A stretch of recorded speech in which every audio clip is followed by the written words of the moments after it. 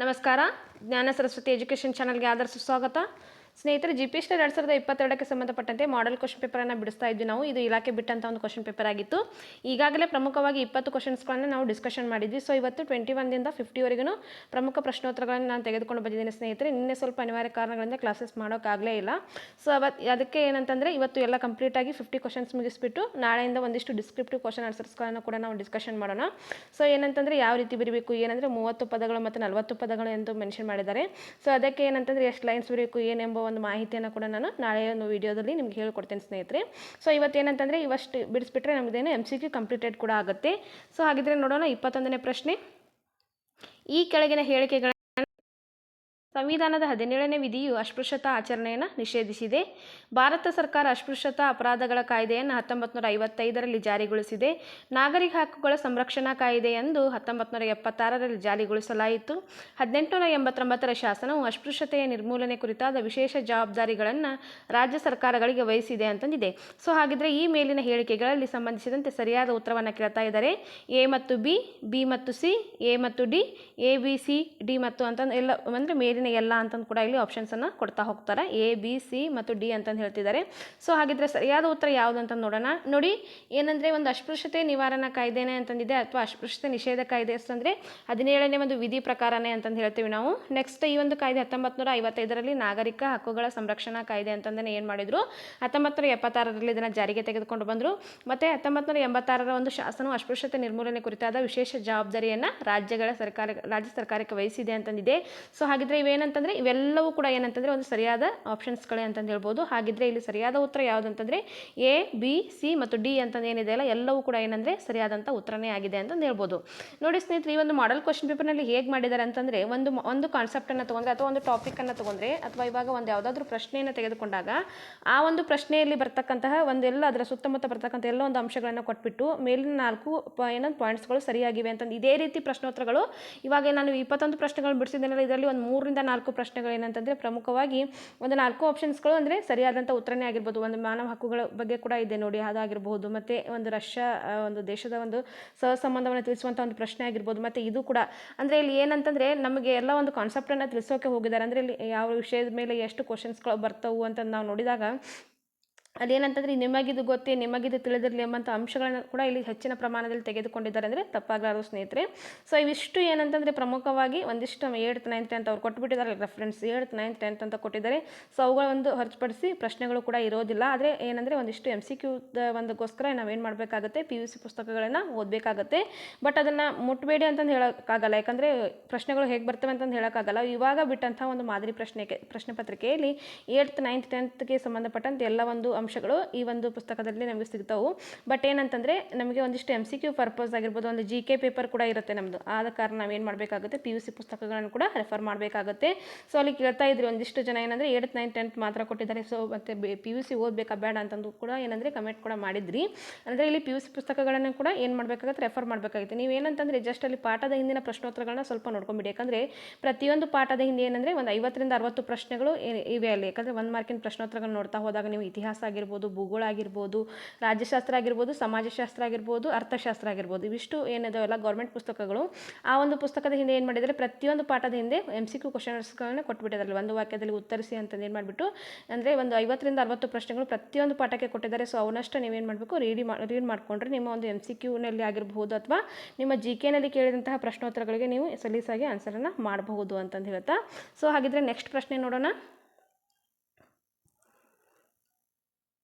ಮಾನವ ಸಮಾಜದ ಒಬ್ಬ ಸದಸ್ಯನಾಗಿ ಗಳಿಸಿಕೊಳ್ಳುವ ಜ್ಞಾನ, ನಂಬಿಕೆ, ಕಲೆ, ನೀತಿಗಳು, ಕಾನೂನು, ಸಂಪ್ರದಾಯ ಮತ್ತು ಇತರೆ ಯಾವುದೇ ಸಾಮರ್ಥ್ಯಗಳು ಮತ್ತು ರೂಢಿಗಳನ್ನು ಹೊಂದಿರುವ ಅಖಂಡವಾದ ಸಂಕೀರ್ಣ ವ್ಯವಸ್ಥೆಯ ಸಂಸ್ಕೃತಿ ಎಂದು ಹೇಳಿದವರು. ನೋಡಿ ಸ್ನೇಹಿತರೆ, ಇದೇನೆಂದರೆ ಸಂಸ್ಕೃತಿ ನಮ್ಮ 8th ಸ್ಟ್ಯಾಂಡರ್ಡ್ ಪುಸ್ತಕದಲ್ಲಿರ್ತಕ್ಕಂಥ ಒಂದು ಅಂಶನೇ ಅಂತಂದು ಹೇಳ್ಬೋದು.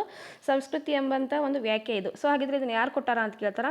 ಇಲ್ಲಿ ನೋಡಿ ಆಪ್ಷನ್ ಏನಿದೆ, E.B. ಟೇಲರ್ ಅಂತಂದಿದೆ. ಆಪ್ಷನ್ B ಮಾಲಿನೋವಸ್ಕಿ ಅಂತಂದಿದೆ. ಆಪ್ಷನ್ C ಅಗಸ್ಟ್ ಕಾಮ್ಟೆ ಅಂತಂದಿದೆ. ಆಪ್ಷನ್ D ಏನಿದೆ, ಮ್ಯಾಕ್ಸ್ ವೆಬ್ಬರ್ ಅಂತಂದಿದೆ.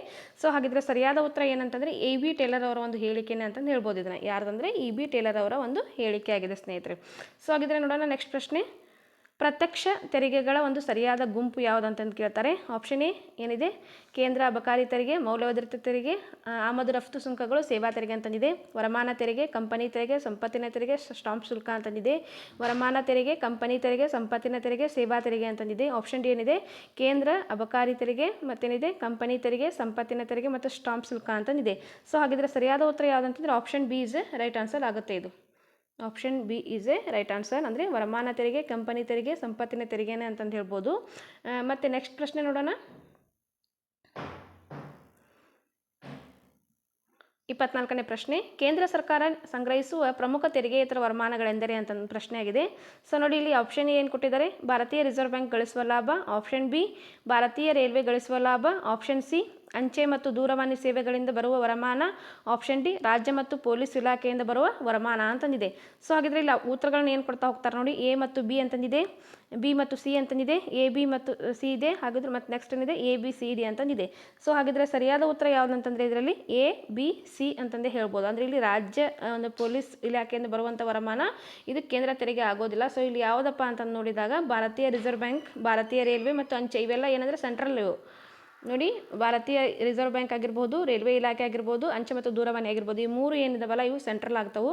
ಇದು ಸ್ಟೇಟ್ ಆಗುತ್ತೆ, ರಾಜ್ಯ ಪೊಲೀಸ್. ಆದರೆ ಇಲ್ಲಿ ಕೇಂದ್ರ ಸರ್ಕಾರ ಸಂಗ್ರಹಿಸತಕ್ಕಂಥ ಒಂದು ತೆರಿಗೆಯಲ್ಲಿ ಏನಂದರೆ ಒಂದು ರಾಜ್ಯ ಪೊಲೀಸ್ ಇಲಾಖೆ ಬರೋದಿಲ್ಲ ಅಂತಂದು ಹೇಳ್ಬೋದು. ಸೊ ನೆಕ್ಸ್ಟ್ ಪ್ರಶ್ನೆ ನೋಡೋಣ. ರೆವೆನ್ಯೂ ಕೊರತೆಯ ಸೂತ್ರ ಅಂತ ಕೇಳ್ತಾ ಇದ್ದಾರೆ ನೋಡಿ. ಆಪ್ಷನ್ ಎ ರೆವೆನ್ಯೂ ಖಾತೆಯ ವರಮಾನ ಮೈನಸ್ ರೆವೆನ್ಯೂ ಖಾತೆಯ ವೆಚ್ಚ, ವಿತ್ತೀಯ ಕೊರತೆ ಮೈನಸ್ ಬಡ್ಡಿ ಪಾವತಿ, ಒಟ್ಟು ವರಮಾನ ಮೈನಸ್ ಒಟ್ಟು ವೆಚ್ಚ. ಆಪ್ಷನ್ ಡಿ ಏನಿದೆ ಕಂದಾಯ ವರಮಾನ ಪ್ಲಸ್ ಸಾಲೇತರ ಬಂಡವಾಳ ವರಮಾನ ಮೈನಸ್ ಒಟ್ಟು ವೆಚ್ಚ ಅಂತಂದಿದೆ.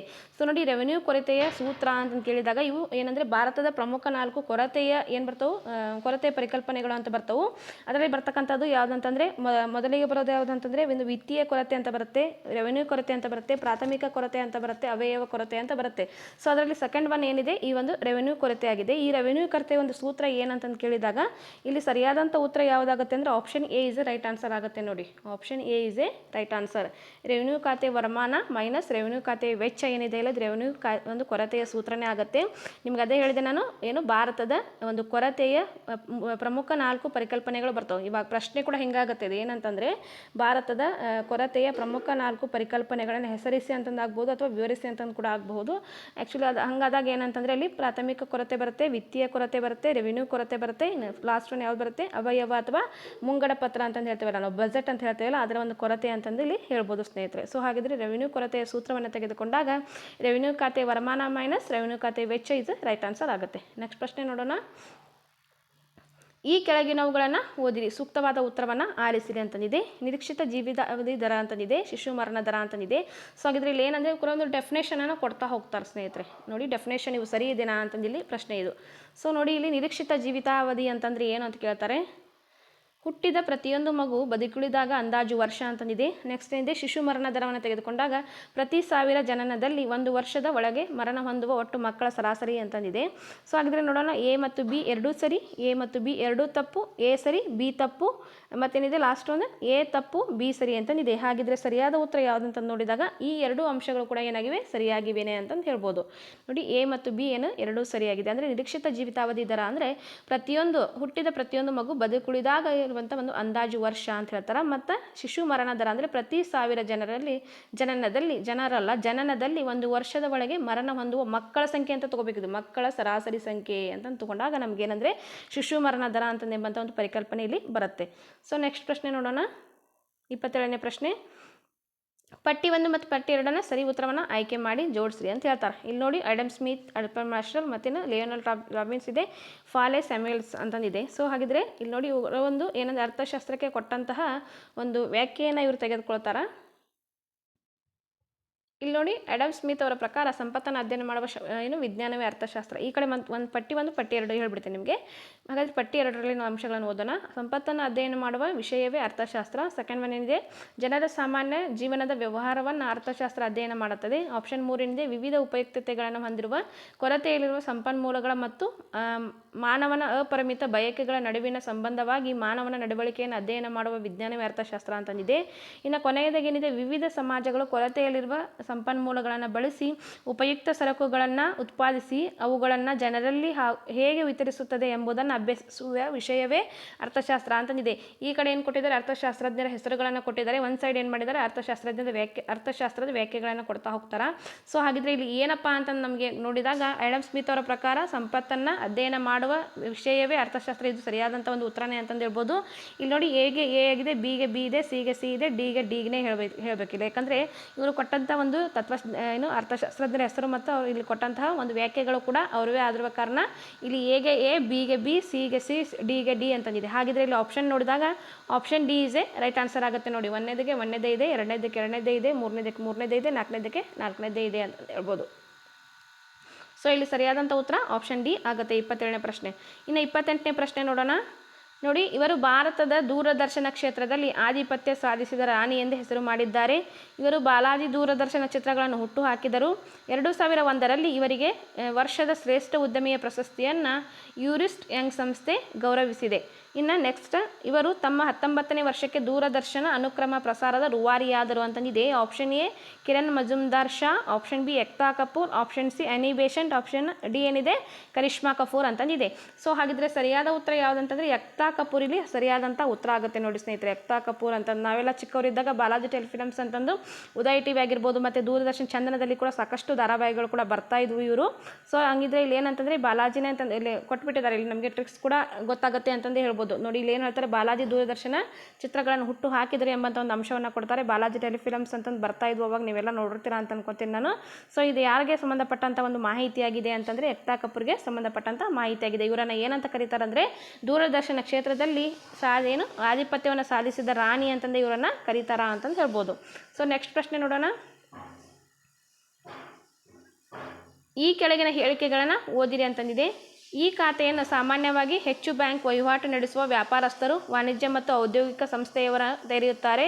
ಆಪ್ಷನ್ ಬಿ ಇದು ಠೇವಣಿಗಳ ಮರುಪಾವತಿ, ಬೇಡಿಕೆ ಠೇವಣಿಗಳು ಅಥವಾ ಉಪಸರ್ಗ ವ್ಯವಹಾರಗಳನ್ನು ಒಳಗೊಂಡಿದೆ. ಆಪ್ಷನ್ ಬಿ ಏನಿದೆ, ಇದು ಠೇವಣಿಗಳ ಮರುಪಾವತಿ, ಬೇಡಿಕೆ ಠೇವಣಿಗಳು ಅಥವಾ ಉಪಸರ್ಗ ವ್ಯವಹಾರಗಳನ್ನು ಒಳಗೊಂಡಿದೆ ಅಂತಂದಿದೆ.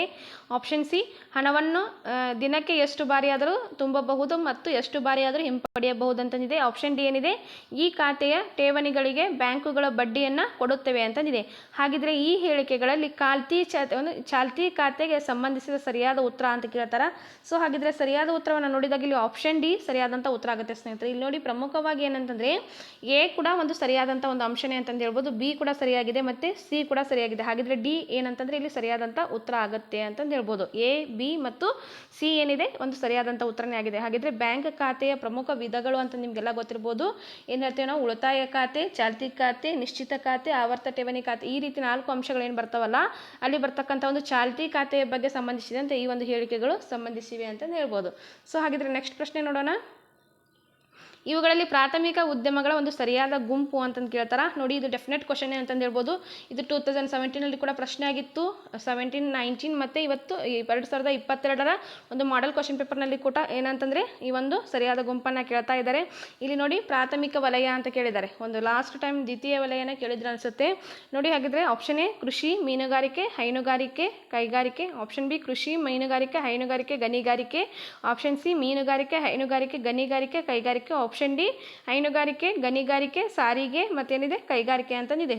ಹಾಗಿದ್ರೆ ಸರಿಯಾದ ಉತ್ತರ ಯಾವುದಂತಂದರೆ option A is a right answer ಆಗುತ್ತೆ ನೋಡಿದ್ದು. ಕೃಷಿ ಬರುತ್ತೆ, ಮೀನುಗಾರಿಕೆ ಬರುತ್ತೆ, ಹೈನುಗಾರಿಕೆ ಬರುತ್ತೆ, ಕೈಗಾರಿಕೆ ಕೂಡ ಏನಂತಂದರೆ ಈ ಒಂದು ಪ್ರಾಥಮಿಕ ವಲಯದಲ್ಲಿ ಬರ್ತವೆ. ಇಲ್ಲಿ ಪ್ರಮುಖವಾಗಿ ಗಣಿಗಾರಿಕೆ ಏನಿದೆ ಅಲ್ಲ, ಇದು ದ್ವಿತೀಯ ವಲಯಕ್ಕೆ ಸಂಬಂಧಪಟ್ಟಂತೆ ಅಂತಂದು ಹೇಳ್ಬೋದು. ಇಲ್ಲಿ ಕೂಡ ಗಣಿಗಾರಿಕೆ ಇದೆ, ಇಲ್ಲಿ ಕೂಡ ಈ 3 ಅಂಶಗಳಲ್ಲಿ ಕೂಡ ಗಣಿಗಾರಿಕೆ ಇದೆ. ಸೊ ಹಾಗಿದ್ರೆ ಈ 3 ಅಂಶಗಳು ಕೂಡ ತಪ್ಪು. ಹಾಗಿದ್ರೆ ಸರಿಯಾದ ಉತ್ತರ ಯಾವುದಂತ ನೋಡಿದಾಗ option A is a right answer. ಗಣಿಗಾರಿಕೆ ದ್ವಿತೀಯ ವಲಯಕ್ಕೆ ಸಂಬಂಧಿಸಿದಂಥ ಒಂದು ಏನಂತಂದರೆ ಕ್ಷೇತ್ರ ಅಂತಂದು ಹೇಳ್ಬೋದು. ಸೊ ಹಾಗಿದ್ರೆ ನೋಡೋಣ ನೆಕ್ಸ್ಟ್ ಪ್ರಶ್ನೆ.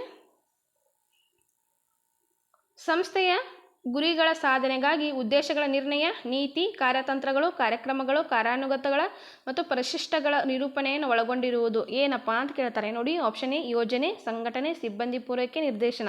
ನೋಡಿ ಸ್ನೇಹಿತರೆ, ನಾವು 8th ಸ್ಟ್ಯಾಂಡರ್ಡ್ ಪುಸ್ತಕದಲ್ಲಿ ಸಾರ್ವಜನಿಕ ಆಡಳಿತ ಎಂಬಂಥ ಒಂದು ಲೆಸನ್ದಲ್ಲಿ ನಾವು ಏನು ಕಲಿತೀವಿ ಅಂದರೆ ಪೋಸ್ಟ್ ಕಾರ್ಬ್ ಅಂತ ಕಲಿತೀವಿ. ನಿಮಗೆಲ್ಲ ಗೊತ್ತಿರ್ಬೋದು, ಪೋಸ್ಟ್ ಕಾರ್ಬ್ ಅಂತ ಕಲಿತೀವಿ. ಅದರಲ್ಲಿ ಪೋಸ್ಟ್ ಕಾರ್ಬ್ ಅಂದರೆ ಪ್ಲ್ಯಾನಿಂಗ್ ಅಂತಂದು ಹೇಳ್ತೇವೆ ನಾವು. ಏನು ಪ್ಲ್ಯಾನಿಂಗ್, ಆರ್ಗನೈಜೇಷನ್, ಮತ್ತೇನಿರುತ್ತೆ ಸ್ಟಾಪಿಂಗ್, ಮತ್ತೇನಿರುತ್ತೆ ಕೋಆಪ್ರೇಷನ್ ಅಂತಂದು ಹೇಳ್ತೀವಿ, ಮತ್ತೇನಂತಂದು ಹೇಳ್ತೀವಿ ಇಲ್ಲಿ ಕಾರ್ಬ್ ಅಂತ ಬರುತ್ತೆ, ಅದು ರಿಪೋರ್ಟಿಂಗ್ ಅಂತ ಬರುತ್ತೆ, ಬಜೆಟಿಂಗ್ ಅಂತ ಬರುತ್ತೆ. ಅದರಲ್ಲಿ ಬರ್ತಕ್ಕಂಥ ಒಂದು ಅಂಶ ಯಾವುದು ಇಲ್ಲಿ ಏನಂದರೆ ಯೋಜನೆ, ಸಂಘಟನೆ, ಸಿಬ್ಬಂದಿ ಪೂರೈಕೆ, ಇದು ಸ್ಟಾಪಿಂಗ್ ಅಂತ ಹೇಳ್ತೀವಿ. ಇದು ಏನಂದರೆ ಡೈರೆಕ್ಷನ್ ಅಂತಂದು ಹೇಳ್ತೀವಿ, ನಿರ್ದೇಶನ ಅಂದ್ರೆ ನಿಮ್ಗೆ ಗೊತ್ತಾಗುತ್ತೆ ಅಂತಂದು ಹೇಳ್ಕೊತೇನೆ. ಪೋಸ್ಟಲ್ ಕಾರ್ಬ್ ಅಂತಂದು ಕರಿತೀವಿ ನಾವು, POSTCORB ಅಂತಂದಿದೆ, ಪೋಸ್ಟ್ ಕಾರ್ಬ್ ಅಂತ ಕರಿತೀವಲ್ಲ, ಆ ಒಂದು ಅಂಶಗಳಿಗೆ ಸಂಬಂಧಪಟ್ಟಂತೆ ಇಲ್ಲಿ ಏನಂತಂದರೆ ಇದು 2017 ಕೂಡ ಪ್ರಶ್ನೆ ಆಗಿತ್ತು. ಪೋಸ್ಟ್ ಕಾರ್ಬನ್ನ ವಿವರಿಸಿ ಅಂತಂದು ಪ್ರಶ್ನೆ ಆಗಿತ್ತು. ಆದರೆ ಇವತ್ತು ಏನಂದರೆ ಈ ಒಂದು ಪೋಸ್ಟ್ ಕಾರ್ಬಲ್ಲಿ ಬರ್ತಕ್ಕಂಥ ಒಂದು ಪ್ಲ್ಯಾನಿಂಗ್ ಏನಿದೆ ಅಲ್ಲ, ಈ ಪ್ಲ್ಯಾನಿಂಗ್ಗೆ ಸಂಬಂಧಪಟ್ಟಂಥ ಒಂದು ಪ್ರಶ್ನೆನೇ ಅಂತಂದು ಹೇಳ್ಬೋದು. ಸೊ ಹಾಗಿದ್ರೆ 31ನೇ ಉತ್ತರ ಯಾವುದಂತ ನಿಮ್ಗೆ ಆಲ್ರೆಡಿ ಗೊತ್ತಾಯ್ತು ಅನ್ಕೊತೀನಿ ನಾನು. ಯೋಜನೆ ನೋಡಿ, ಯೋಜನೆ ಇಲ್ಲಿ ಸರಿಯಾದಂಥ ಉತ್ತರ ಆಗುತ್ತೆ. ಒಂದು ಸಂಸ್ಥೆಯ ಗುರಿ ಸಾಧನೆಗಾಗಿ ಉದ್ದೇಶಗಳ ನಿರ್ಣಯ, ನೀತಿ, ಕಾರ್ಯತಂತ್ರಗಳ ಕಾರ್ಯಕ್ರಮಗಳು, ಕಾರ್ಯಾನುಗತಗಳು ಮತ್ತು ಪರಿಶಿಷ್ಟಗಳ ನಿರೂಪಣೆಯನ್ನು ಒಳಗೊಂಡಿರುವುದೇ ಯಾವುದಂತಂದ್ರೆ ಇಲ್ಲಿ ಯೋಜನೆ ಆಗಿದೆ ಅಂತಂದು ಇಲ್ಲಿ ಹೇಳ್ಬೋದು. ಸೊ ನೆಕ್ಸ್ಟ್ ಪ್ರಶ್ನೆ ನೋಡೋಣ. ಈ ಕೆಳಗಿನವುಗಳನ್ನು ಓದಿರಿ ಅಂತಂದಿದೆ. ಪ್ರಶ್ನೆ ಸಂಖ್ಯೆ 32, 32ನೇ ಪ್ರಶ್ನೆ. ಇದು 1976ರ ತನಕ ಭಾರತೀಯ ರಿಸರ್ವ್ ಬ್ಯಾಂಕ್ನ ಒಡೆತನದಲ್ಲಿ 1976ರಲ್ಲಿ ಒಡೆತನವನ್ನು ಕೇಂದ್ರ ಸರ್ಕಾರಕ್ಕೆ ವರ್ಗಾಯಿಸಲಾಯಿತು. ಯಾವುದ್ರ ಬಗ್ಗೆ ಮಾತಾಡ್ತಾ ಇದ್ದೇವೆ ಅಂತ ನಾನು ಆಮೇಲೆ ಹೇಳ್ತೀನಿ. ಸೊ ಇಲ್ಲಿ ಪಾಯಿಂಟ್ಸ್ಗಳನ್ನು ಹೇಳ್ತಾ ಹೋಗ್ತಾರೆ ನೋಡಿ, ಇದು ಯಾವುದು ಅಂತ ನಮಗೆ ಫೈಂಡ್ ಔಟ್ ಮಾಡೋಕ್ಕೆ ಗೊತ್ತಾಗುತ್ತೆ. ಆಪ್ಷನ್ ಬಿ, ಈಗ ಇದು ಸ್ವಾಯತ್ತ ಸಂಸ್ಥೆಯಾಗಿ ಕೆಲಸ ಮಾಡುತ್ತಿದೆ. ಆಪ್ಷನ್ ಸಿ, ಈ ಬ್ಯಾಂಕು ಕಂಪನಿಗಳ ಷೇರುಗಳನ್ನು ಕೊಂಡುಕೊಳ್ಳುವುದರ ಮೂಲಕ ಕಂಪನಿಗಳಿಗೆ ದೀರ್ಘಾವಧಿ ಹಣಕಾಸಿನ ಅವಶ್ಯಕತೆಯನ್ನು ನೇರವಾಗಿ ನಿರ್ವಹಿಸುತ್ತದೆ. ಈ ಬ್ಯಾಂಕು ಭಾರತೀಯ ಕೈಗಾರಿಕಾ ಹಣಕಾಸು ನಿಗಮ ಮತ್ತು ರಾಜ್ಯ ಹಣಕಾಸು ನಿಗಮಗಳ ಷೇರುಗಳನ್ನು ಸಹ ಕೊಂಡುಕೊಳ್ಳುತ್ತದೆ ಹಾಗೂ ಈ ನಿಗಮಗಳಿಗೆ ಇದನ್ನು ಸಾಲವನ್ನು ಕೊಡುತ್ತದೆ ಅಂತ ಹೇಳ್ತಾರೆ. ಹಾಗಿದ್ರೆ ಇಲ್ಲಿ ನೋಡಿ, ಆಪ್ಷನ್ ಎ ಏನಿದೆ ಭಾರತೀಯ ಕೈಗಾರಿಕಾ ಹಣಕಾಸು ನಿಗಮ, ಆಪ್ಷನ್ 2 ಏನಿದೆ ರಾಜ್ಯ ಹಣಕಾಸು ನಿಗಮ, ಆಪ್ಷನ್ 3 ಭಾರತೀಯ ಕೈಗಾರಿಕಾ ಅಭಿವೃದ್ಧಿ ಬ್ಯಾಂಕ್ ಅಂತಂದಿದೆ, ಆಪ್ಷನ್ 4 ಏನಿದೆ ಆಯಾತ ಮತ್ತು ನಿರ್ಯಾತ ಬ್ಯಾಂಕು ಅಂತಂದಿದೆ. ಸೊ ಹಾಗಿದ್ರೆ ಸರಿಯಾದ ಉತ್ತರ ಯಾವುದಂತಂದರೆ option C is a right answer. ನೋಡಿ, ಇದು ಯಾವುದಂತಂದರೆ ಭಾರತೀಯ ಕೈಗಾರಿಕಾ ಅಭಿವೃದ್ಧಿ ಬ್ಯಾಂಕ್ ಏನಿದೆ ಇಲ್ಲ, IDB ಅಂತಂದು ಹೇಳ್ತಾರೆ. ಏನಂತಂದರೆ industrial development bank of India, ಹಿಂಗೇನೆ ಬರ್ತಾ ಇರೋದು. ಸೊ ಇಲ್ಲೇನಿದೆ ಭಾರತೀಯ ಕೈಗಾರಿಕಾ ಅಭಿವೃದ್ಧಿ ಬ್ಯಾಂಕ್ ಏನಿದೆ ಅಲ್ಲ, ಇದೇನಂದರೆ 1976ರ ತನಕ ಭಾರತೀಯ ರಿಸರ್ವ್ ಬ್ಯಾಂಕ್ನ ಒಂದು ಅಡಿಯಲ್ಲಿ ಕೆಲಸ ಮಾಡ್ತಾ ಇತ್ತು. 1976ರಲ್ಲಿ ಏನಾಯಿತು, ಸ್ವತಂತ್ರ ಬ್ಯಾಂಕ್ ಆಯಿತು. ಅಂದರೆ 70 ಒಡೆತನವನ್ನು ಕೇಂದ್ರ ಸರ್ಕಾರಕ್ಕೆ ವರ್ಗಾವಣೆ ಮಾಡಿದರು. ಈಗ ಇದೇನೆಂದರೆ ಸ್ವಾಯತ್ತ ಬ್ಯಾಂಕ್, ಅಂದರೆ ಅದು ಸಾರ್ವಭೌಮವಾಗಿದೆ, ಅಂದರೆ ಸ್ವಾಯತ್ತತೆ ಅಂದರೆ ಸ್ವತಂತ್ರವಾಗಿ ಕಾರ್ಯನಿರ್ವಹಿಸ್ತೈತಿ ಅಂತ ಹೇಳ್ಬೋದು. ಮತ್ತು ಈ ಬ್ಯಾಂಕು ಕಂಪನಿಗಳ ಷೇರುಗಳನ್ನು ಕೊಂಡುಕೊಳ್ಳೋದ್ರ ಮೂಲಕ ದೀರ್ಘಾವಧಿ ಹಣಕಾಸಿನ ಅವಶ್ಯಕತೆಗಳನ್ನು ನೇರವಾಗಿ ನಿರ್ವಹಿಸುತ್ತದೆ. ಯಾರ್ಯಾರು ಇಂಡಸ್ಟ್ರಿಯಲ್ ಇದ್ದರೆ ಅವರಿಗೆ ಒಂದು ಸಾಲವನ್ನು ಕೊಡೋದಾಗಿರ್ಬೋದು, ಇನ್ವೆಸ್ಟ್ ಮಾಡೋದಾಗಿರ್ಬೋದು, ಎಲ್ಲವನ್ನು ಕೂಡ ಇದು ಮಾಡುತ್ತೆ. ಇನ್ನು ನೆಕ್ಸ್ಟ್ ಏನಿದೆ, ಈ ಬ್ಯಾಂಕು ಭಾರತೀಯ ಕೈಗಾರಿಕಾ ಹಣಕಾಸು ನಿಗಮ ಮತ್ತು ರಾಜ್ಯ ಹಣಕಾಸು ನಿಗಮಗಳ ಷೇರುಗಳನ್ನು ಸಹ ಕೊಂಡುಕೊಳ್ಳತೈತಿ ಅಂತಂದಿದೆ. ಸೊ ಇಲ್ಲಿ ಹೆಸರಲ್ಲಿನೇ ಒಂದು ಕೈಗಾರಿಕೆ ಅಂತಂದೇ ಇದೆ, ಆದರೆ ಸ್ವಲ್ಪ ನಾವೇನಂತಂದರೆ ಸ್ಮಾರ್ಟ್ ವರ್ಕ್ ಮಾಡಿ ಅಥವಾ ಒಂದು ವಿಚಾರ ಮಾಡಿ ಉತ್ತರವನ್ನು ಹಾಕಬೇಕಾಗುತ್ತೆ. ನೋಡಿ, ಭಾರತೀಯ ಕೈಗಾರಿಕಾ ಅಭಿವೃದ್ಧಿ ಬ್ಯಾಂಕು, ಇಲ್ಲಿ ಮೇಲ್ಗಡೆ ಏನಿದೆ ಭಾರತೀಯ ಕೈಗಾರಿಕಾ ಹಣಕಾಸು ನಿಗಮ ಅಂತಂದಿದೆ, ಆದರೆ ಅದು ಸರಿಯಾದಂಥ ಉತ್ತರ ಅಲ್ಲ. ಹಾಗಿದ್ರೆ ಆಪ್ಷನ್ 3 ಏನಿದೆ ಅಲ್ಲ, ಭಾರತೀಯ ಕೈಗಾರಿಕಾ ಅಭಿವೃದ್ಧಿ ಬ್ಯಾಂಕ್, ಇದು ಸರಿಯಾದಂಥ ಉತ್ತರ ಆಗುತ್ತೆ. ನೆಕ್ಸ್ಟ್ ಪ್ರಶ್ನೆ ನೋಡೋಣ. 33ನೇ ಪ್ರಶ್ನೆ. ಬಂಗಾಳ ಕೊಲ್ಲಿಗೆ ಸೇರುವ ಮಯನ್ಮಾರ್ನ ನದಿಗಳು ಅಂತಂದಿದೆ. ಆಪ್ಷನ್ 1 ಏನಿದೆ ಸಿಟ್ಯಾಂಗ್, ಸಾಲ್ವಿನ್ ಮತ್ತು ಟ್ರೈಗ್ರಿಸ್ ಮತ್ತು ಯುಫ್ರಟಿಸ್ ಅಂತಂದಿದೆ. ಮತ್ತು ಆಪ್ಷನ್ ಬಿ ಏನಿದೆ ಸಿಟ್ಯಾಂಗ್, ಸಾಲ್ವಿನ್ ಮತ್ತು ಇರವಾಡಿ ಅಂತಂದಿದೆ. ಆಪ್ಷನ್ ಸಿ ಏನಿದೆ ಸಾಲ್ವಿನ್, ಇರವಾಡಿ ಮತ್ತು ಟ್ರೈಗ್ರಿಸ್ ಮತ್ತು ಯುಫ್ರಟಿಸ್ ಅಂತಂದಿದೆ. ಆಪ್ಷನ್ ಡಿ ಏನಿದೆ ಟ್ರೈಗ್ರಿಸ್, ಯುಫ್ರಟಿಸ್, ಸಾಲ್ವಿನ್ ಮತ್ತು ಇರವಾಡಿ ಅಂತಂದಿದೆ. ಸೊ ಹಾಗಿದ್ರೆ ಸರಿಯಾದ ಉತ್ತರ ಯಾವುದು ಅಂತ ನೋಡಿದಾಗ ಇಲ್ಲಿ ನೋಡಿ option B is a right answer ಆಗುತ್ತೆ. ಇದಕ್ಕೆ ನೋಡಿ option B is a right answer. Sittang, Salween ಮತ್ತು ಇರವಾಡಿ. ಇಲ್ಲಿ ನೋಡಿ ಯುಫ್ರಟಿಸ್ ಮತ್ತು ಟೈಗ್ರಿಸ್ ನದಿಗಳು ಇಲ್ಲಿ ಕಂಡು ಬರೋದಿಲ್ಲ, ನಮಗೆಲ್ಲ ಗೊತ್ತಿರುವಂಥನೇ ವಿಷಯ. ಇದು ಕೂಡ ಹೌದು, ಇದು ಕೂಡ. ಈ 3 ಅಂಶಗಳನ್ನು ತೆಗೆದುಬಿಟ್ರೆ ನಮಗೆ ಗೊತ್ತಾಗ್ಬಿಡುತ್ತೆ. ಹಾಗಿದ್ರೆ ನಾವು ಇದು ಈಸಿಯಾಗಿ ಫೈಂಡ್ ಔಟ್ ಕೂಡ ಮಾಡ್ಬೋದು. ಆರ್ಡರ್ 1 ತೆಗೆದುಬಿಟ್ವಿ ಅಂದರೆ ನಾವು ಇಲ್ಲೇನಿದೆ ಸಿಟ್ಯಾಂಗ್, ಸಾಲ್ವಿನ್ ಮತ್ತು ಏನಂದರೆ ಇರವಾಡಿ ಎಂಬಂತಹ 3 ನದಿಗಳು ಏನಂತಂದರೆ ಬಂಗಾಳ ಕೊಲ್ಲಿಗೆ ಸೇರ್ತಕ್ಕಂಥ ಒಂದು ಮಯನ್ಮಾರಿನ ನದಿಗಳಾಗಿವೆ ಅಂತಂದು ಹೇಳ್ಬೋದು. ಸೊ ನೆಕ್ಸ್ಟ್ ಪ್ರಶ್ನೆ ನೋಡೋಣ. 34ನೇ ಪ್ರಶ್ನೆ. ಈ ಕೆಳಗಿನ ಓದಿರಿ ಮತ್ತು ಸೂಕ್ತವಾಗಿ ಬರೀರಿ ಅಂತ ಹೇಳ್ತಾರೆ. ನೋಡಿ, ಕ್ಯಾಸ್ಪಿಯನ್ ಸಮುದ್ರ ಮತ್ತು ಮಾಲ್ಡೀವ್ಸ್ ಬಗ್ಗೆ ಕೊಟ್ಟಿದ್ದಾರೆ. ಕ್ಯಾಸ್ಪಿಯನ್ ಸಮುದ್ರ ಪ್ರಪಂಚದ ಅತ್ಯಂತ ವಿಶಾಲವಾದ ಒಳನಾಡಿನ ಜಲರಾಶಿಯಾಗಿದೆ. ಮತ್ತು ನೆಕ್ಸ್ಟ್ ಏನಿದೆ ಮಾಲ್ಡೀವ್ಸ್, ಇದು ಕ್ಷೇತ್ರ ಮತ್ತು ಜನಸಂಖ್ಯೆ ಎರಡರಲ್ಲೂ ಏಷ್ಯಾದ ಒಂದು ಚಿಕ್ಕ ದೇಶ ಅಂತ ಹೇಳ್ತಾರೆ. ಸೊ ನೋಡಿ, ಇಲ್ಲಿ ಆಪ್ಷನ್ ಎ ಏನು ಕೊಡ್ತಾರೆ, ಎ ಮತ್ತು ಬಿ ಎರಡೂ ಸರಿ, ಎ ಮತ್ತು ಬಿ ಎರಡೂ ತಪ್ಪು, ಎ ಮತ್ತು ಎ ಸರಿ ಬಿ ತಪ್ಪು, ಎ ತಪ್ಪು ಬಿ ಸರಿ ಅಂತ ಕೊಡ್ತದೆ. ಹಾಗಿದ್ರೆ ಸರಿಯಾದ ಉತ್ತರ ಯಾವುದಂತಂದರೆ option A is a right answer ನೋಡಿ. ಆಪ್ಷನ್ ಎ ಅಂತಂದಾಗ ಇಲ್ಲಿ ಏನು ಕೂಡ ಒಂದು ಸರಿಯಾದಂಥ ಹೇಳಿಕೆಯಾಗಿದೆ. ಕ್ಯಾಸ್ಪಿಯನ್ ಸಮುದ್ರ ಏನಿದೆ ಅಲ್ಲ ಪ್ರಪಂಚದ ಅತ್ಯಂತ ಒಂದು ಏನು ವಿಶಾಲವಾದ ಒಳನಾಡಿನ ಜಲರಾಶಿಯಾಗಿದೆ ಸರಿಯಾದಂಥ ಉತ್ತರ. ಮಾಲ್ಡೀವ್ಸ್ ಏನಂದರೆ ಒಂದು ಕ್ಷೇತ್ರ ಮತ್ತು ಜನಸಂಖ್ಯೆ ಎರಡರಲ್ಲೂ ಕೂಡ ಏಷ್ಯಾದ ಒಂದು ಅತ್ಯಂತ ಚಿಕ್ಕ ದೇಶ ಅಂತಂದೇ ಹೇಳ್ಬೋದು. ಸೊ ಹಾಗಿದ್ರೆ ಸರಿಯಾದ ಉತ್ತರ ಏನಂದರೆ ಎ ಮತ್ತು ಬಿ ಎರಡು ಸರಿಯಾದಂಥ ಅಂಶ ಅಂತಂದಿಲ್ಲಿ ಹೇಳ್ಬೋದು. ಸೊ ನೆಕ್ಸ್ಟ್ ಪ್ರಶ್ನೆ ನೋಡೋಣ. ಸೊಯೆಜ್ ಭೂಕಂಠವು ಇವುಗಳನ್ನು ಸಂಪರ್ಕಿಸುತ್ತದೆ. ಸೊಯೆಜ್ ಅಂತಂದು ಹೇಳ್ತೇವೆ ನಾವು, ಸೊಯೆಜ್ ಕಾಲುವೆ ಅಂತಂದು ಹೇಳ್ತೇವಲ್ಲ ಅದು ಇದು. ಇಲ್ಲಿ ನೋಡಿ ಆಪ್ಷನ್ ಏನಿದೆ, ಮೆಡಿಟೇರಿಯನ್ ಸಮುದ್ರ ಮತ್ತು ಮೃತ ಸಮುದ್ರ, ಕೆಂಪು ಸಮುದ್ರ ಮತ್ತು ಮೃತ ಸಮುದ್ರ, ಮೆಡಿಟೇರಿಯನ್ ಸಮುದ್ರ ಮತ್ತು ಕೆಂಪು ಸಮುದ್ರ, ಮತ್ತು ನೆಕ್ಸ್ಟ್ ಏನು ಮೆಡಿಟೇರಿಯನ್ ಸಮುದ್ರ ಮತ್ತು ಅರಬ್ಬಿ ಸಮುದ್ರ ಅಂತಂದಿದೆ. ಸೊ ಹಾಗಿದ್ರೆ ಸರಿಯಾದ ಉತ್ತರ ಯಾವುದಂತಂದರೆ ಮೆಡಿಟೇರಿಯನ್ ಸಮುದ್ರ ಮತ್ತು ಕೆಂಪು ಸಮುದ್ರ ಇಲ್ಲಿ ಸರಿಯಾದಂಥ ಉತ್ತರ ಆಗುತ್ತೆ. Option C is a right answer ಅಂತಂದು ಹೇಳ್ಬೋದು. ಸೊ ನೆಕ್ಸ್ಟ್ ಪ್ರಶ್ನೆ ನೋಡೋಣ. ಇದು ಗಿನಿಯಾ ಗೌಟಾ ಜಲ್ಲೋನೋ ಪ್ರಸ್ಥಭೂಮಿಯಲ್ಲಿ ಉಗಮ ಹೊಂದುತ್ತದೆ. ಯಾವುದು? ಕಾಂಗೋ ನದಿ, ನೈಜರ್ ನದಿ, ಜಾಂಬೇಜಿ ನದಿ ಮತ್ತೇನಿದೆ ಸೇನ್ಗಲ್ ನದಿ ಅಂತಂದಿದೆ. ಸೊ ಹಾಗಿದ್ರೆ ಸರಿಯಾದ ಉತ್ತರ ಯಾವುದಂತಂದರೆ ಸೇನ್ಗಲ್ ನದಿ ಇದರ ಒಂದು ಸರಿಯಾದಂಥ ಉತ್ತರ ಆಗುತ್ತೆ ನೋಡಿ. Option D is a right answer. Option D is a right answer. ಇದು ಏನಂತಂದರೆ ಒಂದು ಸೇನ್ಗಲ್ ನದಿ ಏನಿದೆ ಇಲ್ಲ ಗಿನಿಯಾ ಗೌಟಾ ಜುಲ್ಲಾನ್ ಪ್ರಸ್ಥಭೂಮಿಯಲ್ಲಿ ಇದು ಉತ್ಪತ್ತಿ ಆಗ್ತೈತೆ ಅಥವಾ ಅಲ್ಲಿ ಉಗಮವಾಗ್ತೈತಿ ಅಂತ ಹೇಳ್ಬೋದು. ನೆಕ್ಸ್ಟ್ ಪ್ರಶ್ನೆ. ಇದನ್ನು ದ್ರಾಕ್ಷಾರಸದ ನಾಡು ಅಂತ ಕರೀತಾರೆ. ಯಾವುದನ್ನು? ಅಲಾಸ್ಕಾ, ಟೆಕ್ಸಾಸ್, ಕ್ಯಾಲಿಫೋರ್ನಿಯಾ, ಲುಷಿಯಾನ್ ಅಂತಂದಿದೆ. ಸೊ ಹಾಗಿದ್ರೆ ಸರಿಯಾದ ಉತ್ತರ ಯಾವುದಂದರೆ California is a right answer ನೋಡಿ. ಕ್ಯಾಲಿಫೋರ್ನಿಯಾವನ್ನು ಏನಂತ ಕರೀತಾರೆ ಅಂದರೆ ದ್ರಾಕ್ಷಾರಸದ ನಾಡು ಅಂತ ಕರೀತಾರ ಅಂತಂದು ಹೇಳ್ಬೋದು. ನೆಕ್ಸ್ಟ್ ಪ್ರಶ್ನೆ. ಒಂದು ಅಕ್ಷಾಂಶದಿಂದ ಮತ್ತೊಂದು ಅಕ್ಷಾಂಶಕ್ಕೆ ಇರ್ತಕ್ಕಂಥ ಒಂದು ದೂರ ಅಥವಾ ಅಂತರ ಅಂತ ಕೇಳ್ತಾರೆ. 110.4 ಕಿಲೋಮೀಟರ್, 111.4 ಕಿಲೋಮೀಟರ್, 112.4 ಕಿಲೋಮೀಟರ್, 115.4 ಕಿಲೋಮೀಟರ್ ಅಂತಂದಿದೆ. ಸೊ ಹಾಗಿದ್ರೆ ಸರಿಯಾದ ಉತ್ತರ ನೋಡಿ 110.4 ಕಿಲೋಮೀಟರ್ ಅಂತಂದು ಹೇಳ್ಬೋದು. ಇದೇನೆಂದರೆ ಒಂದು ಅಕ್ಷಾಂಶದಿಂದ ಮತ್ತೊಂದು ಅಕ್ಷಾಂಶಕ್ಕೆ ಇದ್ದಂಥ ಒಂದು ದೂರ. ಹಾಗಿದ್ರೆ ಒಂದು ರೇಖಾಂಶದಿಂದ ಮತ್ತೊಂದು ರೇಖಾಂಶಕ್ಕೆ ಇದ್ದಂಥ ದೂರ 111 ಕಿಲೋಮೀಟರ್ ನೋಡಿ. ನೆಕ್ಸ್ಟ್ ಪ್ರಶ್ನೆ. ಭಾರತದ ಆದರ್ಶ ರೇಖಾಂಶವೆಂದು ಕರೆಯೋದು 23ವರಿ ಪೂರ್ವ ರೇಖಾಂಶ, 82ವರಿ ಪೂರ್ವ ರೇಖಾಂಶ, 82ವರಿ ಉತ್ತರ ರೇಖಾಂಶ, 23ವರಿ ಉತ್ತರ ಅಕ್ಷಾಂಶ ಅಂತಂದಿದೆ. ಹಾಗಿದ್ರೆ ಸರಿಯಾದ ಉತ್ತರ ಯಾವುದಂತಂದರೆ option B is a right answer. ಅಂದರೆ 82ವರಿ ಪೂರ್ವ ರೇಖಾಂಶವಾದ ಒಂದು ಆಧಾರದ ಮೇಲೆ ನಾವೇನು ಮಾಡ್ತೀವಿ, ಒಂದು ಭಾರತೀಯ ಕಾಲಮಾನವನ್ನು ಅಥವಾ ಭಾರತೀಯ ವೇಳೆಯನ್ನು ನಾವು ನಿರ್ಧಾರ ಮಾಡ್ತೀವಿ ಅಂತಂದಿಲ್ಲಿ ಹೇಳ್ಬೋದು. ಆದರ್ಶ ರೇಖಾಂಶ ಅಂದರೆ ನಮಗೆ ಅಂಡರ್ಸ್ಟ್ಯಾಂಡ್ ಆಗಿಬಿಡಬೇಕು ಏನಿದು ಟೈಮ್ಗೆ ಸಂಬಂಧಪಟ್ಟಂಥ ಒಂದು ಏನಂತಂದ್ರೆ ಇವಾಗ ಮೊದಲಿಗೆಲ್ಲ ಪ್ರಶ್ನೆ ಹೇಗೆ ಕೇಳ್ತಾ ಇದ್ರು, ಭಾರತದ ಒಂದು ಆದರ್ಶ ವೇಳೆಯನ್ನು ತಿಳಿಸುವಂತಹ ಒಂದು ಏನಪ್ಪ ಅಂದರೆ ರೇಖಾಂಶ ಯಾವುದು ಅಂತ ಪ್ರಶ್ನೆ ಆಗ್ತಾ ಇತ್ತು. ಬಟ್ ಈ ಸರಿ ನೋಡಿ ಏನು ಕೇಳಿದ್ದಾರೆ, ಆದರ್ಶ ರೇಖಾಂಶ ಯಾವುದು ಅಂತಂದು ಪ್ರಶ್ನೆ ಆಗಿದೆ. ಸೊ ಹಾಗಿದ್ರೆ ಯಾವುದು ಅಂತ ನೋಡಿದಾಗ 82ವರಿ ಪೂರ್ವ ರೇಖಾಂಶ ಅಂತಂದಿಲ್ಲಿ ಹೇಳ್ಬೋದು. ಸೊ ನೆಕ್ಸ್ಟ್ ಪ್ರಶ್ನೆ. ಇವೆಲ್ಲ ಡೈರೆಕ್ಟ್ ಇವೆ ಒಂದಿಷ್ಟು ಪ್ರಶ್ನೆಗಳು.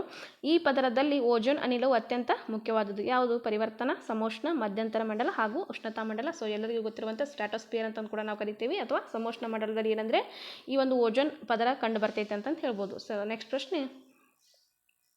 ಸಮುದ್ರ ಮಟ್ಟದಲ್ಲಿ ವಾಯುಮಂಡಲದ ಸರಾಸರಿ ಒತ್ತಡ ಕೇಳ್ತಾ ಇದ್ದಾರೆ. 1012.25 ಮಿಲಿಬಾರ್, 1011.25 ಮಿಲಿಬಾರ್, 1023.25 ಮಿಲಿಬಾರ್, 1013.25 ಮಿಲಿಬಾರ್ ಅಂತಂದಿದೆ. ಸೊ ಹಾಗಿದ್ರೆ ಸರಿಯಾದ ಉತ್ತರ ಯಾವುದಂತಂದರೆ option C is a right answer ನೋಡಿ. ಇವೆಲ್ಲ ನಮ್ಮ 8th ಪುಸ್ತಕದಲ್ಲಿ ಇರ್ತಕ್ಕಂಥ ಒಂದು ಆನ್ಸರ್ಗಳೇ ಅಂತಂದು ಹೇಳ್ಬೋದು. 1023.25 ಮಿಲಿಬಾರ್ ಇಲ್ಲಿ ಸರಿಯಾದಂಥ ಉತ್ತರ. ಇದು ಸಮುದ್ರದ ಮಟ್ಟದಲ್ಲಿ ವಾಯುಮಂಡಲದ ಒಂದು ಸರಾಸರಿ ಒತ್ತಡವಾಗಿದೆ. ನೆಕ್ಸ್ಟ್ ಪ್ರಶ್ನೆ. ಮಂಗಳೂರು ಮತ್ತು ಚಿಕ್ಕಮಗಳೂರುಗಳ ನಡುವೆ ಸಂಪರ್ಕಿಸುವ ಒಂದು ಏನು ಘಾಟ್ ಕೇಳ್ತಾ ಇದ್ದಾರೆ. ಚಾರ್ಮುಡಿ ಘಾಟ್, ಸಿರಾಡಿ ಘಾಟ್, ಆಗುಂಬೆ ಘಾಟ್, ಹುಲಿಕಲ್ ಘಾಟ್ ಅಂತಂದಿದೆ. ಸೊ ಹಾಗಿದ್ರೆ ಸರಿಯಾದ ಉತ್ತರ Charmadi ghat is a right answer. Charmadi ghat ಏನಿದೆ ಅಲ್ಲ ಇದು ಮಂಗಳೂರು ಮತ್ತು ಚಿಕ್ಕಮಗಳೂರು ಒಂದು ಗಡಿಗಳ ನಡುವೆ ಕಂಡು ಬರ್ತೈತೆ ಅಂತಂದು ಹೇಳ್ಬೋದು. ಸೊ ನೆಕ್ಸ್ಟ್ ಪ್ರಶ್ನೆ. ಬಸಾಲ್ಟ್ ಶಿಲೆಯ ಶೀತಲೀಕರಣದಿಂದ ಉಂಟಾದ ಒಂದು ಮಣ್ಣು ಅಂತ ಕೇಳ್ತಾರೆ. ಕೆಂಪು ಮಣ್ಣು, ಕಪ್ಪು ಮಣ್ಣು, ಜಂಬಿಟ್ಟಿಗೆ ಮಣ್ಣು, ಕರಾವಳಿ ಮಣ್ಣು ಅಂತಂದಿದೆ. ಸೊ ಹಾಗಿದ್ರೆ ಸರಿಯಾದ ಉತ್ತರ ಕಪ್ಪು ಮಣ್ಣು ಇದರ ಒಂದು ಸರಿಯಾದಂಥ ಉತ್ತರ ಆಗುತ್ತೆ ನೋಡಿ. ಈ ಒಂದು ಬಸಾಲ್ಟ್ ಶಿಲೆಗಳಿಂದ ಉತ್ಪತ್ತಿ ಆಗ್ತಕ್ಕಂಥ ಒಂದು ಮಣ್ಣು ಅಥವಾ ಬಸಾಲ್ಟ್ ಶಿಲೆಗಳ ಒಂದು ಶೀತಲೀಕರಣದಿಂದ ಉಂಟಾಗ್ತಕ್ಕಂಥ ಒಂದು ಮಣ್ಣು ಯಾವುದಂತಂದರೆ ಕಪ್ಪು ಮಣ್ಣು ಇಲ್ಲಿ ಸರಿಯಾದಂಥ ಉತ್ತರ ಆಗುತ್ತೆ. ನೆಕ್ಸ್ಟ್ ಪ್ರಶ್ನೆ. 44ನೇ ಪ್ರಶ್ನೆ. ಇಲ್ಲಿ ಕೂಡ ಏನಂದರೆ 2 ಅಂಶಗಳನ್ನು ಕೊಡ್ತಾ ಹೋಗ್ತಾರೆ. ಸರಿನಾ ತಪ್ಪ ಅಂತ ಕೇಳಿದ್ದಾರೆ. ಕುರುಚಲು ಸಸ್ಯ ಮತ್ತು ಹುಲ್ಲುಗಾವಲುಗಳು ಇದು 100ರಿಂದ 200 ಸೆಂಟಿಮೀಟರ್ ವಾರ್ಷಿಕ ಮಳೆ ಬೀಳುವ ಪ್ರದೇಶಗಳಲ್ಲಿ ಅಥವಾ ಭಾಗಗಳಲ್ಲಿ ಕಂಡುಬರುತ್ತೆ. ಮರುಭೂಮಿ ಸಸ್ಯವರ್ಗ ಇದು 10ರಿಂದ 15 ಸೆಂಟಿಮೀಟರ್ ವಾರ್ಷಿಕ ಮಳೆಯಾಗುವ ಭಾಗಗಳಲ್ಲಿ ಕಂಡುಬರುತ್ತೆ ಅಂತಂದಿದೆ. ಸೊ ಹಾಗಿದ್ರೆ ಸರಿಯಾದ ಉತ್ತರ ನೋಡೋಣ. ಎ ಮತ್ತು ಬಿ ಎರಡೂ ಸರಿ, ಎ ಮತ್ತು ಬಿ ಎರಡೂ ತಪ್ಪು, ಎ ಸರಿ ಬಿ ತಪ್ಪು, ಎ ತಪ್ಪು ಬಿ ಸರಿ ಅಂತಂದಿದೆ.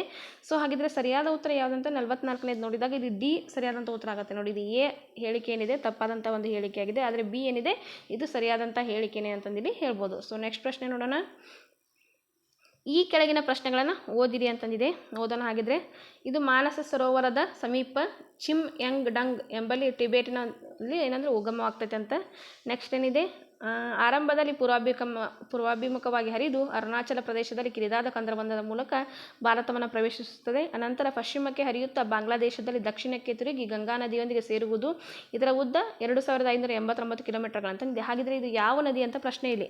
ಸೊ ಏನಿದೆ, ಸಿಂಧು ಇದೆ, ಗಂಗಾ ಇದೆ, ಬ್ರಹ್ಮಪುತ್ರ ಇದೆ, ಯಮುನಾ ಇದೆ. ಹಾಗಿದ್ರೆ ಸರಿಯಾದ ಉತ್ತರ ಯಾವುದಂತಂದರೆ ಬ್ರಹ್ಮಪುತ್ರ ನದಿಗೆ ಸಂಬಂಧಪಟ್ಟಂತೆ ಒಂದು ಅಂಶಗಳಂತಂದು ಹೇಳ್ಬೋದು. ನೋಡಿ, ಬ್ರಹ್ಮಪುತ್ರ ನದಿಗೆ ಸಂಬಂಧಪಟ್ಟಂಥ ಅಂಶಗಳಾಗಿವೆ. ಬ್ರಹ್ಮಪುತ್ರ ನದಿಯು ಏನಂದರೆ ಇದು ಬೇರೆ ಬೇರೆ ಪೇಜಲ್ಲಿದೆ ಸ್ವಲ್ಪ. ಈ ಒಂದು ಬ್ರಹ್ಮಪುತ್ರ ನದಿ ಏನಂದರೆ ಮಾನಸ ಸರೋವರದ ಎಲ್ಲಂದರೆ ಚಿಮ್ ಯಾಂಗ್ ಡಂಗ್ನಲ್ಲಿ ಏನಾಗುತ್ತೆ, ಉಗಮವಾಗುತ್ತೆ ಟಿಬೆಟ್ ದೇಶದಲ್ಲಿ. ನೆಕ್ಸ್ಟ್ ಇದು ಆರಂಭಿಕವಾಗಿ ಏನಂದರೆ ಆರಂಭದಲ್ಲಿ ಪೂರ್ವಾಭಿಮುಖವಾಗಿ ಹರಿದು ನಂತರ ಏನಂದರೆ ಅರುಣಾಚಲ ಪ್ರದೇಶದಲ್ಲಿ ಕಿರಿದಾದ ಒಂದು ಒಂದರ ಮೂಲಕ ಭಾರತವನ್ನು ಪ್ರವೇಶ ಮಾಡುತ್ತೆ. ನಂತರ ಪಶ್ಚಿಮಕ್ಕೆ ಹರಿಯುತ್ತಾ ಬಾಂಗ್ಲಾದೇಶದಲ್ಲಿ ದಕ್ಷಿಣಕ್ಕೆ ತಿರುಗಿ ಗಂಗಾ ನದಿಯೊಂದಿಗೆ ಸೇರಿಬಿಡುತ್ತೆ. ಇದರ ಒಂದು ಉದ್ದ ಎಷ್ಟಿದೆ, 2589 ಕಿಲೋಮೀಟರ್ಗಳಂತಂದಿದೆ. ಸೊ ಹಾಗಿದ್ರೆ ಇದಿಷ್ಟು ಅಂಶಗಳು ಯಾವ ಒಂದು ನದಿಗೆ ಸಂಬಂಧಪಟ್ಟಿದೆಯಪ್ಪ ಅಂತ ನೋಡಿದಾಗ ಇದು ಬ್ರಹ್ಮಪುತ್ರ ನದಿಗೆ ಸಂಬಂಧಪಟ್ಟಂಥ ಒಂದು ಅಂಶಗಳು ಅಂತಂದಿಲ್ಲಿ ಹೇಳ್ಬೋದು. ಸೊ ನೆಕ್ಸ್ಟ್ ಪ್ರಶ್ನೆ ನೋಡೋಣ. ಇಲ್ಲಿ ನೋಡಿ, ಒಂದು ಪೆಡಗಾಗಿ ಸಂಬಂಧಪಟ್ಟಂಥ ಒಂದು 2-3 ಪ್ರಶ್ನೆಗಳಿವೆ ಇಲ್ಲಿ. ಸಾಮಾಜಿಕ ಪ್ರಕ್ರಿಯೆ ನಿರ್ಮಿಸುವ ದೈಹಿಕ ಮತ್ತು ಮಾನಸಿಕ ಕ್ರಿಯೆಗಳ ನಿರಂತರ ಹಾಗೂ ಅನ್ಯೋನ್ಯ ಕಲಿಕಾ ಸಂಬಂಧಗಳನ್ನು ಅಭ್ಯಸಿಸುವುದೇ ಸಮಾಜ ವಿಜ್ಞಾನ ಎಂದು ಹೇಳಿದವರು ಅಂತಂದಿದೆ. ಆಪ್ಷನ್ ಎ ನೋಡಿ, ಇಲ್ಲಿ ಸಮಾಜ ವಿಜ್ಞಾನ ವಿಷಯಕ್ಕೆ ಸಂಬಂಧಪಟ್ಟಂಥ ವ್ಯಾಖ್ಯೆಯಾಗಿದೆ ಇದು. ಆಪ್ಷನ್ ಎ ಏನಿದೆ, ಎಮಿಲಿ ಡರ್ಕಿಮ್ ಅಂತಂದಿದೆ. ಆಪ್ಷನ್ ಬಿ ರೂಸೋ ಅಂತಂದಿದೆ. ಆಪ್ಷನ್ ಸಿ ಜೇಮ್ಸ್ ಹೈ ಅಂತಂದಿದೆ. ಹಾಗಿದ್ರೆ ಆಪ್ಷನ್ ಡಿ ವಾಲ್ಟೈರ್ ಅಂತಂದಿದೆ.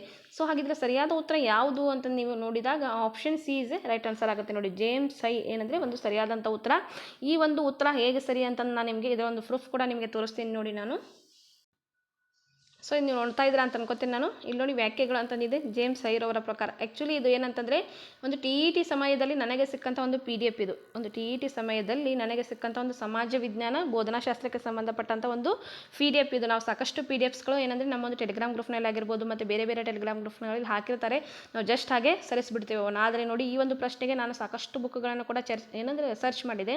ಸೊ ಆದರೆ ಏನಂದರೆ ಬೋಧನಾಶಾಸ್ತ್ರಕ್ಕೆ ಸಂಬಂಧಪಟ್ಟಂಥ ನನ್ನ ಕಡೆ ಏನಂದರೆ ಕೊಂಗ್ವಾಡ್ ಸರ್ ಪುಸ್ತಕ ಇತ್ತು. ಆದರೆ ಅದರಲ್ಲಿ ಈ ಒಂದು ಅಂಶ ಇಲ್ಲ. ನೆಕ್ಸ್ಟ್ ನಾನು PUC ಪುಸ್ತಕವನ್ನು ಕೂಡ ನೋಡಿದೆ. 8th 9th 10th ಎಲ್ಲ ಒಂದು ಪುಸ್ತಕವನ್ನು ಜಾಲಾಡಿದಾಗ ನೆಕ್ಸ್ಟ್ ನನಗೆ ಒಂದು PDFನಲ್ಲಿ ಈ ಒಂದು ಉತ್ತರ ಸಿಕ್ತು ಅಂತಂದ್ರೆ ಕೂಡ ಇಲ್ಲಿ ತಪ್ಪಾಗಲಾರದು. ಇದು ರಾಜ್ಕುಮಾರ್ ಪಾಟೀಲ್ ಎಂಬಂಥ ಒಂದು PDF ಆಗಿದೆ. ಈ PDFನಲ್ಲಿ ಈ ಒಂದು ವ್ಯಾಖ್ಯೆ ಕೂಡ ಕಂಡು ಬಂದಿದೆ ನೋಡಿ, ಜೇಮ್ಸ್ ಹೈರ್ ಅವರ ಪ್ರಕಾರ ಅಂತ ನೀವು ನೋಡ್ತಾ ಇದ್ದೀರಾ ಅಂತ ಅನ್ಕೋತೀನಿ ನಾನು. ನೋಡಿ, ಸಾಮಾಜಿಕ ಪ್ರಕ್ರಿಯೆಯನ್ನು ನಿರ್ಮಿಸುವ ದೈಹಿಕ ಮತ್ತು ಮಾನಸಿಕ ಕ್ರಿಯೆಗಳ ನಿರಂತರ ಹಾಗೂ ಅನ್ಯೋನ್ಯ ಕಲಿಕಾ ಸಂಬಂಧಗಳನ್ನು ಅಭ್ಯಸಿಸುವುದೇ ಸಮಾಜಶಾಸ್ತ್ರ ಅಂತಂದು ಹೇಳ್ತಾರ ಅಂತಂದು ಜೇಮ್ಸ್ ಹೈರ್ ಅವರ ಪ್ರಕಾರ ಇದೆ.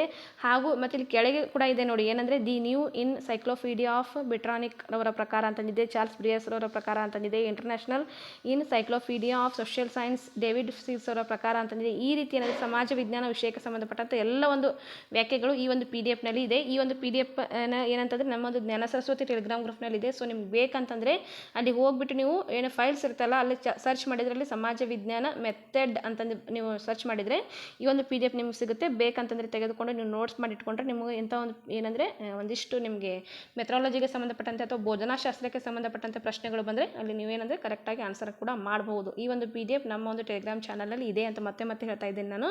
ನಮ್ಮ ಟೆಲಿಗ್ರಾಮ್ ಚಾನಲ್ ಲಿಂಕನ್ನು ನಿಮಗೆಲ್ಲ ಗೊತ್ತಿರುವಂತೆ ನಾನು ಡಿಸ್ಕ್ರಿಪ್ಷನ್ ಬಾಕ್ಸ್ನಲ್ಲಿ ಹಾಕಿರ್ತೀನಿ. ಇನ್ನೂ ಕೂಡ ಯಾರು ಜಾಯ್ನ್ ಆಗಿಲ್ಲ, ಜಾಯ್ನ್ ಆಗಿಬಿಟ್ಟು ಈ ಒಂದು PDFನ್ನು ಡೌನ್ಲೋಡ್ ಮಾಡ್ಕೊಂಡ್ರೆ ನಿಮಗೆ ಏನಂದರೆ ಒಂದಿಷ್ಟು ಮೆಥಾಲಜಿಗೆ ಸಂಬಂಧಪಟ್ಟಂತೆ ಬೇಕಾದ ಕ್ವಶನ್ಸ್ ಕೇಳಿದ್ರು ಕೂಡ ನೀವು ಅಲ್ಲಿ ಸಲೀಸಾಗಿ ನೀವು ಆನ್ಸರ್ ಕೂಡ ಮಾಡಬಹುದು. ಯಾರ ಕಡೆ ನಿಮ್ಮ ಹತ್ರ ಬುಕ್ಸ್ಗಳಿದ್ದರೆ ಓಕೆ, ನೀವು ಬುಕ್ಸ್ನಲ್ಲಿ ಸಾಕಷ್ಟು ವಿಷಯಗಳು ಕೂಡ ಇರ್ತವೆ. ಬಟ್ ಯಾರ ಹತ್ರ ಬುಕ್ ಇಲ್ಲ, ಯಾರಿಗಾದ್ರೂ ಬುಕ್ ತೊಗೊಳಕ್ಕೆ ಆಗೋದಿಲ್ಲ ಅಂಥವ್ರು ಏನಂದರೆ ಈ ಒಂದು PDFನ್ನು ಯೂಸ್ ಮಾಡ್ಕೋಬೋದು, ಸದುಪಯೋಗ ಪಡಿಸ್ಕೋಬೋದು ಅಂತಂದು ಹೇಳ್ತಾ. ಸೊ ನೆಕ್ಸ್ಟ್ ಪ್ರಶ್ನೆ ನೋಡೋಣ. ಸೊ ಹಾಗಿದ್ರೆ ಸರಿಯಾದ ಉತ್ತರ ಯಾವುದಂತಂದು ಎಲ್ಲರಿಗೂ ಗೊತ್ತಾಯ್ತು ಅನ್ಕೊಂತೇನೆ ನಾನು. ಜೇಮ್ಸ್ ಹೈಲಿ ಸರಿಯಾದಂಥ ಉತ್ತರ ಆಗುತ್ತೆ ನೋಡಿ. ಜೇಮ್ಸ್ ಹೈರ್ ಅವರ ಪ್ರಕಾರ ಸಾಮಾಜಿಕ ಪ್ರಕ್ರಿಯೆ ನಿರ್ಮಿಸುವ ದೈಹಿಕ ಮತ್ತು ಮಾನಸಿಕ ಕ್ರಿಯೆಗಳ ನಿರಂತರ ಹಾಗೂ ಅನ್ಯೋನ್ಯ ಕಲಿಕಾ ಸಂಬಂಧಗಳನ್ನು ಅಭ್ಯಸಿಸುವುದೇ ಸಮಾಜ ವಿಜ್ಞಾನ ಆಗಿದೆ ಅಂತಂದು ಹೇಳ್ಬೋದು. ಸೊ 47th ಕ್ವಶನ್ ನೋಡೋಣ. ಶಿಕ್ಷಣದ ಹಕ್ಕು ಕಾಯ್ದೆ ಯಾವಾಗ ಜಾರಿಗೆ ಬಂತು ಅಂತಂದಿದೆ ನೋಡಿ. ಈ ಪ್ರಶ್ನೆ ಅಂತ ಏನಂದರೆ ನಮ್ಮ ಒಂದು TETಗಳಲ್ಲಾಗಿರ್ಬೋದು CETಗಳಲ್ಲಾಗಿರ್ಬೋದು ಎವರ್ ಗ್ರೀನ್ ಪ್ರಶ್ನೆನೇ ಆಗಿದೆ ಅಂತ ಹೇಳ್ಬೋದು. ಸಾಕಷ್ಟು ಬಾರಿ ರಿಪೀಟೆಡ್ ಆದಂಥ ಒಂದು ಪ್ರಶ್ನೆ. 2006 ಇದೆ, 2007 ಇದೆ, 2008 ಇದೆ, 2009 ಅಂತಂದಿದೆ. ಸೊ ಹಾಗಿದ್ರೆ ಸರಿಯಾದ ಉತ್ತರ option D is a right answer ನೋಡಿ. ಇದು 2009 ಇಸ್ ಎ ರೈಟ್ ಆನ್ಸರ್ ಅಂತಂದು ಹೇಳ್ಬೋದು. ರೈಟ್ ಟು ಎಜುಕೇಷನ್ ಅಂತಂದು ಹೇಳ್ತೇವೆ. RTA ಇದು ಎ ಆ್ಯಕ್ಟ್ ಕಾಯ್ದೆ. ನೆಕ್ಸ್ಟ್ ಪ್ರಶ್ನೆ, ವಿದ್ಯಾರ್ಥಿಗಳ ಕಲಿಕೆಯಲ್ಲಿ ಆಸಕ್ತಿಯನ್ನು ಮೂಡಿಸಿ ನೈಜವಾದ ಸನ್ನಿವೇಶಗಳನ್ನು ನಿಖರವಾಗಿ ತಿಳಿಸಲು ಈ ವಿಧಾನ ಬಹಳ ಸೂಕ್ತವಾಗಿದೆ. ಆಪ್ಷನ್ ಎ ಉಪನ್ಯಾಸ ವಿಧಾನ, ಆಪ್ಷನ್ ಬಿ ಕಥನ ವಿಧಾನ, ಆಪ್ಷನ್ ಸಿ ಚರ್ಚಾ ವಿಧಾನ, ಆಪ್ಷನ್ ಡಿ ಹೊರಸಂಚಾರ ವಿಧಾನ ಅಂತಂದಿದೆ. ಇಲ್ಲಿ ನೋಡಿ ನಾವೇನಂದರೆ ಸಮಾಜ ವಿಜ್ಞಾನ ವಿಷಯಕ್ಕೆ ಸಂಬಂಧಪಟ್ಟಾಗ ನಾವು ಸಾಕಷ್ಟು ವಿಷಯಗಳನ್ನ ವಿದ್ಯಾರ್ಥಿಗಳಿಗೆ ತಿಳಿಸ್ತಾ ಇರ್ತೀವಿ. ಇದು ಒಂದು ಸಮಾಜ ವಿಜ್ಞಾನದ ಒಂದು ಮೆಥಾಲಜಿ ಪ್ರಶ್ನೆ ಆದ ಕಾರಣ ನಮಗಿಲ್ಲಿ ಒಂದು ಹೊರ ಸಂಚಾರ ಆಗಿರ್ಬೋದು, ಕ್ಷೇತ್ರ ಪ್ರವಾಸ ಆಗಿರ್ಬೋದು, ಸಮುದಾಯದೊಂದಿಗೆ ಒಂದು ಚರ್ಚೆ ಆಗಿರ್ಬೋದು, ಇದೇನಂದರೆ ಅತಿ ಬೇಗನೆ ವಿದ್ಯಾರ್ಥಿಗಳಲ್ಲಿ ಆಸಕ್ತಿಯನ್ನು ಮೂಡಿಸಲಿಕ್ಕೆ ಒಂದು ನೈಜವಾದ ಸನ್ನಿವೇಶನೇ ಆಗುತ್ತೆ ಅಂತಂದು ಇಲ್ಲಿ ಹೇಳ್ಬೋದು. ಸೊ ಹಾಗಿದ್ರೆ ಸರಿಯಾದ ಉತ್ತರ ಯಾವುದಂತಂದರೆ ಹೊರ ಸಂಚಾರ ವಿಧಾನ ಇಲ್ಲಿ ಸರಿಯಾದಂಥ ಉತ್ತರ ಆಗುತ್ತೆ. ನೆಕ್ಸ್ಟ್ ಪ್ರಶ್ನೆ, ಚಿತ್ರಪಟವು ಇದಕ್ಕೆ ಉದಾಹರಣೆಯಾಗಿದೆ. ಯಾವುದಕ್ಕೆ? ದೃಕ್ ಉಪಕರಣಗಳು, ಶ್ರವಣ ಉಪಕರಣಗಳು, ದೃಕ್ ಶ್ರವಣ ಉಪಕರಣಗಳು, ಗ್ರಹ ಉಪಕರಣಗಳು ಅಂತಂದಿದೆ. ಸೊ ಇದೇನಂದರೆ option A is a right answer. ದೃಕ್ ಉಪಕರಣ ಇದನ್ನು ನೋಡಬಹುದು, ಬಟ್ ಏನಂದರೆ ಕೇಳೋಕೆ ಆಗೋದಿಲ್ಲ. ಒಂದು ಚಿತ್ರಪಟ ಇರುತ್ತೆ, ಸೊ ಅದನ್ನೇನಂದರೆ ನಾವು ನೋಡಬಹುದು ಅದನ್ನೇನು ಮಾಡೋಕ್ಕೂ ಇಲ್ಲಂದರೆ ಇಲ್ಲಿ ಪ್ರಮುಖವಾಗಿ ನಮಗೆ ಅದು ಕೇಳಿಸ್ಕೊಳ್ಳೋಕ್ಕೆ ಆಗಲ್ಲ. ಅದಕ್ಕೆ ಇದೇನೆಂದರೆ ದೃಕ್ ಉಪಕರಣ ಆಗುತ್ತೆ. ಶ್ರವಣ ಉಪಕರಣ ಅಂದರೆ ಕಿವಿಯಿಂದ ಕೇಳಿಸ್ಕೊಳ್ಳಾಗ್ತವೆ. ದೃಕ್ ಮತ್ತು ಶ್ರವಣ ಅಂದಾಗ ಇಲ್ಲಿ ಏನಂದರೆ ಅದು ಕೇಳೋಕ್ಕೂ ಆಗುತ್ತೆ ಮತ್ತು ಅದನ್ನು ನೋಡ್ಕೊಳ್ಬೋದು. ಈ ರೀತಿ ಅಂದರೆ ಟಿ ವಿ ವಿಡಿಯೋ ಏನಿರ್ತಾವಲ್ಲ ಅವೆಲ್ಲ ಬರುತ್ತೆ. ಇಲ್ಲಿ ಗ್ರಹ ಉಪಕರಣಗಳು ಅಂತಂದರೆ ಇದು ಕೂಡ ಬರುತ್ತೆ. ಇಲ್ಲಿ ನೋಡಿ ಸರಿಯಾದಂಥ ಉತ್ತರ ಯಾವುದಂತಂದರೆ ಈ ಒಂದು ಚಿತ್ರಪಟ ಯಾವುದಕ್ಕೆ ಉದಾಹರಣೆ ಅಂತಂದರೆ ದೃಕ್ ಉಪಕರಣಕ್ಕೆ ಇದು ಉದಾಹರಣೆಯಾಗಿದೆ ಅಂತಂದು ಇಲ್ಲಿ ಹೇಳ್ಬೋದು. ಸೊ ಲಾಸ್ಟ್ ಪ್ರಶ್ನೆ, ಇತಿಹಾಸದಲ್ಲಿ ನಡೆದ ಘಟನೆಗಳನ್ನು ಕಾಲರೇಖೆಯ ಮೇಲೆ ಒಂದರ ನಂತರ ಮತ್ತೊಂದು ಮುಂದುವರಿಯುತ್ತಾ ಹೋಗುವುದನ್ನು ಏನಂತ ಕರಿತೀವಿ ಅಂತಾರೆ? ಪ್ರತಿಗಾಮಿ ಕಾಲರೇಖೆ, ಪ್ರಗತಿಶೀಲ ಕಾಲರೇಖೆ, ಹೋಲಿಕಾ ಕಾಲರೇಖೆ, ಚಿತ್ರಾತ್ಮಕ ಕಾಲರೇಖೆ ಅಂತಂದಿದೆ.